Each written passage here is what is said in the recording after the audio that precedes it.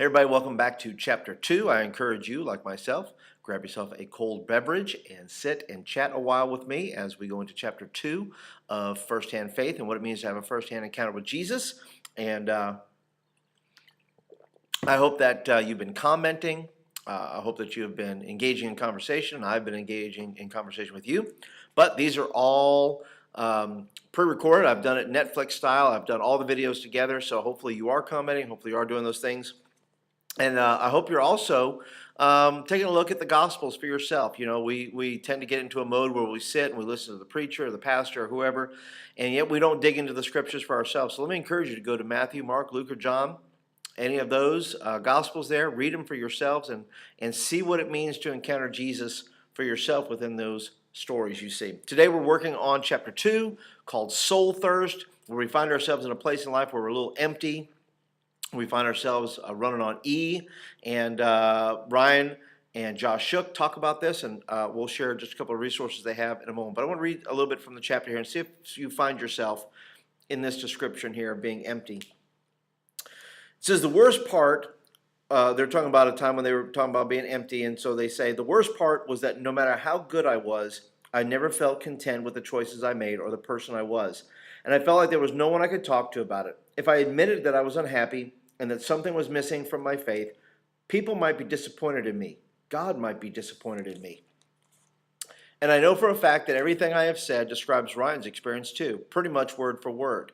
Do you relate to what we're saying? Do you relate to that? When we forget that Christianity is all about relationship with Christ, and we start to settle for the kind of Christianity where we check off our to-do list for God, then we inevitably experience the emptiness of religion. Religion is all about humankind trying to work its way into God's approval, and that always leaves an emptiness and an ache in the soul.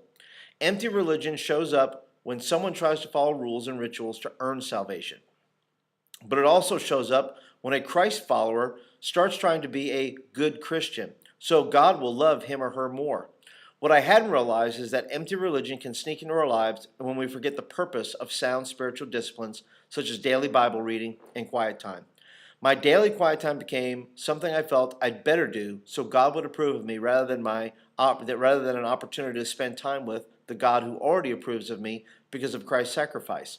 Instead of seeing my daily devotional as a chance to spend time with God, who loves me unconditionally, I had turned it into a religious activity that left me feeling defeated. It became one more thing I needed to check off my list to keep God happy, and I failed so often to do all the things on my spiritual checklist that I pretty much gave up. How about you?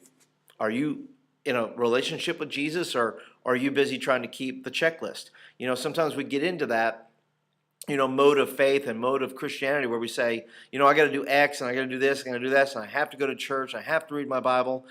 When really it's just an opportunity when, if you have a relationship with Jesus, you get to spend time with him. You get to share your heart with him. You get to talk and pray and listen and read and learn. And it's more of a privilege than it is a chore. Where are you at? Are you in that empty phase of trying to keep all the rules, or are you in that phase where you're just discovering what it means to have a firsthand faith of your own and say, this is what Jesus and life is all about? Let me read a few more lines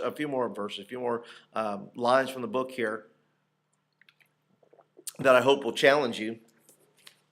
A great quote from the book says, from George Barna wrote, says, the emptiness or frustration you feel reflects your failure to partner with God to grasp the meaning, purpose, wisdom, character, and fulfillment he intends for you to have.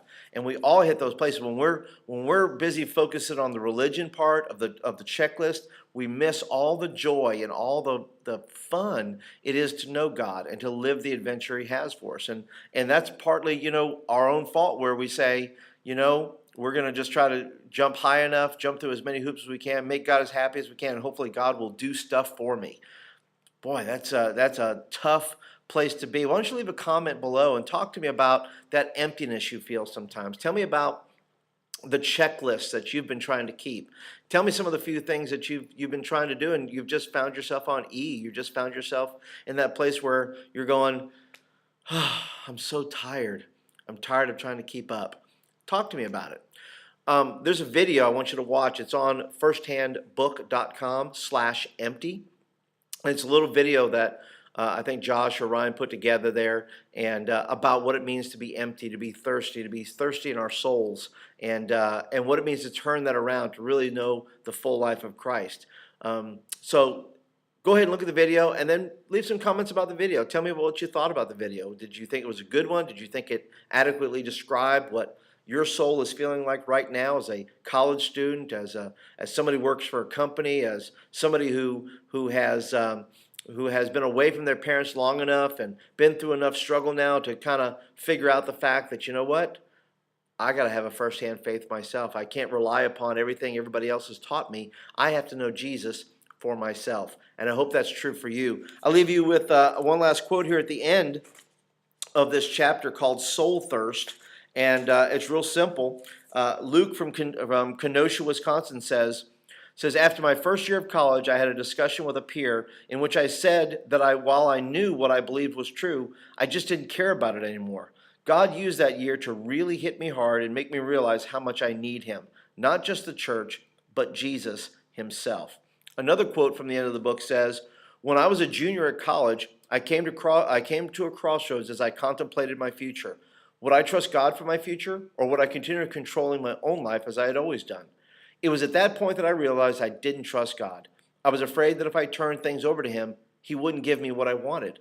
That realization led to some deep soul searching, and I realized that either I needed to claim my faith as my own, rather than coasting on on the faith of my parents, or I needed to walk away. I came to the conclusion that I had been taught what I had taught about Jesus and his sacrifice was true, and I surrendered my life to him. And that's Becky from Nebraska. How about you? Where are you at in that whole mix there? Are you feeling empty? Are you tired? Go watch the video. Tell me what you think about that, and start a little discussion down there and tell me where you're at in the whole process of your own faith. Have you jumped so high, done so much, tried to keep the checklist, and now you find yourself a little empty?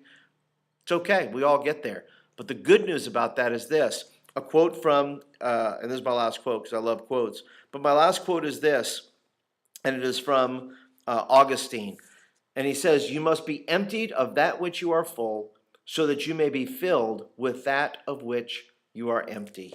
You know what? We can't get full of what Jesus is and who he is until we've emptied ourselves of all the junk, all the religion, all the checklists, and simply love Jesus for who he is and let him love us as well. Are you there yet? Are you ready to empty yourself and embrace Jesus and all that he's done for us? Take some time. Make a comment below. Tell me what you think about that quote. And tell me about the video and other things that we've talked about so far. And I hope you're enjoying the conversation. We will see you again in chapter 3. See you next time.